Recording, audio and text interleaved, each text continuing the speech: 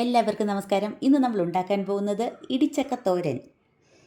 തോരനുണ്ടാക്കാൻ ഏറ്റവും ചെറിയ ചക്ക വേണം എടുക്കേണ്ടത്. ചെറുതെന്ന് പറയുമ്പോൾ ചുള വരാത്ത ചക്കയായിരിക്കണം. അപ്പോൾ നമുക്ക് തോരനുണ്ടാക്കാൻ തുടങ്ങാം. ഈ വീഡിയോ കണ്ട് ഇഷ്ടമായാൽ എല്ലാ പേരും ലൈക്ക് ചെയ്യണം, ഷെയർ ചെയ്യണം, സബ്സ്ക്രൈബ് ചെയ്യണം. നമുക്ക് വീഡിയോയിലേക്ക് പോകാം.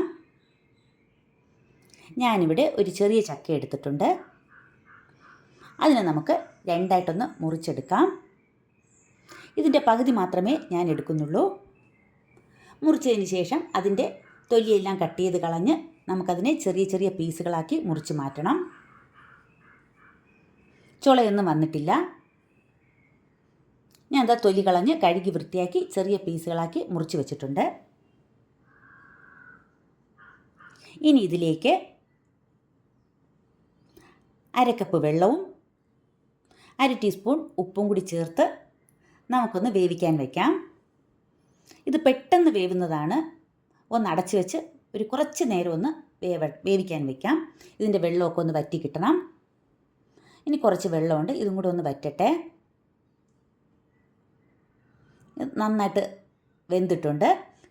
അതിനുശേഷം സ്റ്റൗ ഓഫ് ചെയ്ത് ഇതൊന്ന് തണുക്കാൻ മാറ്റി വയ്ക്കണം. ഇപ്പം നമ്മുടെ ചക്ക റെഡി ആയിട്ടുണ്ട്. ഇനി അത് തണുക്കട്ടെ. ഈ സമയം അതിനുള്ള കൂട്ട് തയ്യാറാക്കാം. ഞാനൊരു മിക്സിയുടെ ജാറിലേക്ക് 1 മുറി തേങ്ങ ഇട്ട് കൊടുത്തിട്ടുണ്ട്.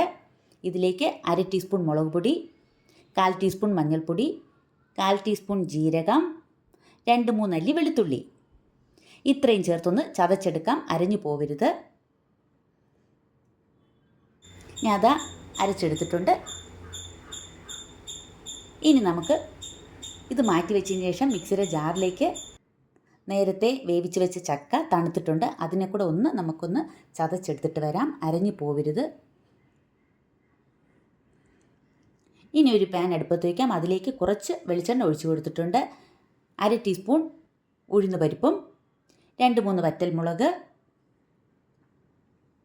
കുറച്ച് കറിവേപ്പില, ഇത്രയും ചേർത്ത് ഒന്ന് മൂക്കട്ടെ. ഇനി നമുക്ക് അരച്ച് വെച്ചിരിക്കുന്ന കൂട്ട് ഇതിലേക്ക് ചേർത്ത് കൊടുക്കാം. ഇനി നമ്മൾ അരച്ച് വെച്ചിരിക്കുന്ന ചക്ക കൂടി ഇതിലേക്ക് ഇട്ട് കൊടുക്കാം. ചക്ക ഇത്രയും അരയാൻ പാടില്ല. ഇത് ജസ്റ്റ് ഒന്ന് അരിഞ്ഞു പോയിട്ടുണ്ട്. മിക്സിയിലിട്ട് അരയ്ക്കുമ്പോൾ എന്തായാലും ചെറുതായിട്ടൊന്ന് അരഞ്ഞു പോവും. നമ്മൾ പണ്ടൊക്കെ ആണെങ്കിൽ അമ്മിയിൽ വെച്ചാണ് ഒന്ന് ചതച്ചെടുത്തിരുന്നത്. ഇപ്പം അതില്ലല്ലോ. അതുകൊണ്ട് നമുക്ക് മിക്സിയിൽ വെച്ചേ ചെയ്യാൻ പറ്റുള്ളൂ. ഇനി ഇത് നന്നായിട്ടൊന്ന് ഇളക്കി യോജിപ്പിക്കാം. കൂട്ടെല്ലാം ചക്കയിലോട്ടൊന്ന് പിടിക്കട്ടെ. ഇപ്പം നമ്മുടെ ചക്ക റെഡി ആയിട്ടുണ്ട്. ഇനി നമുക്കിതൊരു പാത്രത്തിലേക്ക് മാറ്റാം. നമ്മുടെ ഇടിച്ചക്ക തോരൻ റെഡി ആയിട്ടുണ്ട്. ഇത് ഇഷ്ടമായാൽ ലൈക്ക് ചെയ്യണം, ഷെയർ ചെയ്യണം, സബ്സ്ക്രൈബ് ചെയ്യണം. താങ്ക്